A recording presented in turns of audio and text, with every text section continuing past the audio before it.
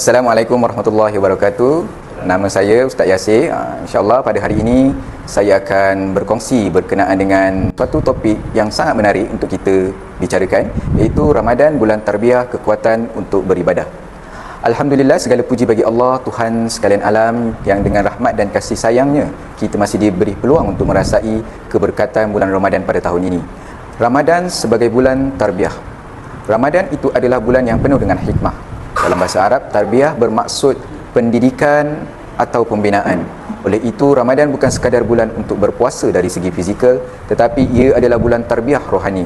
Bulan ini adalah kesempatan untuk mendidik diri kita, membina kekuatan jiwa dan meningkatkan ketakwaan kepada Allah. Puasa di bulan Ramadan bukan hanya menahan diri dari makan dan minum sahaja, tetapi ia lebih daripada itu. Ia adalah latihan untuk menahan hawa nafsu, menjauhkan diri dari perbuatan dosa dan meningkatkan amal ibadah kita. Dalam Al-Quran, Allah berfirman dalam surah Al-Baqarah ayat 183, iaitu, wahai orang-orang yang beriman, diwajibkan ke atas kamu berpuasa sebagaimana diwajibkan atas orang-orang sebelum kamu, supaya kamu bertakwa. Tujuan utama puasa ini adalah untuk mencapai tahap takwa seseorang, iaitu di mana kita sentiasa berada dalam keadaan kesedaran bahawa Allah sentiasa melihat amal perbuatan yang kita lakukan pada setiap hari. Seterusnya, puasa sebagai latihan rohani. Bulan Ramadan memberikan peluang untuk kita berlatih dan memperbaiki hubungan kita dengan Allah. Latihan puasa mengajar kita untuk bersabar, mengawal emosi kita dan menjaga lisan kita dalam kehidupan seharian. Salah satu kekuatan terbesar yang diberikan oleh Allah di dalam bulan Ramadan adalah kekuatan untuk kita beribadah dengan lebih fokus dan konsisten.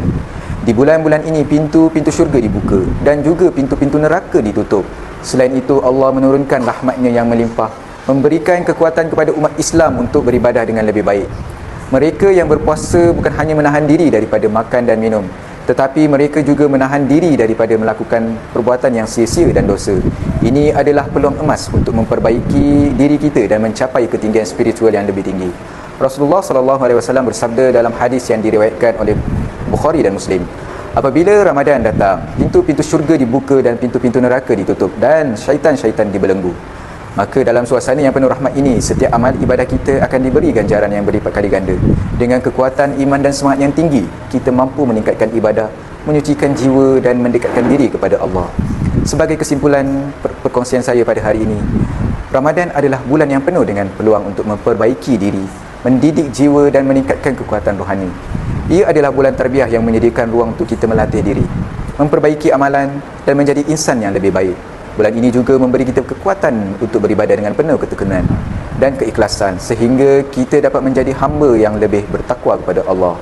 Maka dengan itu, kita seharusnya mengambil peluang ini dengan sehabis baik untuk kita meningkatkan ibadah kita pada bulan Ramadan tahun ini. Itu sahaja daripada saya. Sekian, terima kasih. Assalamualaikum warahmatullahi wabarakatuh.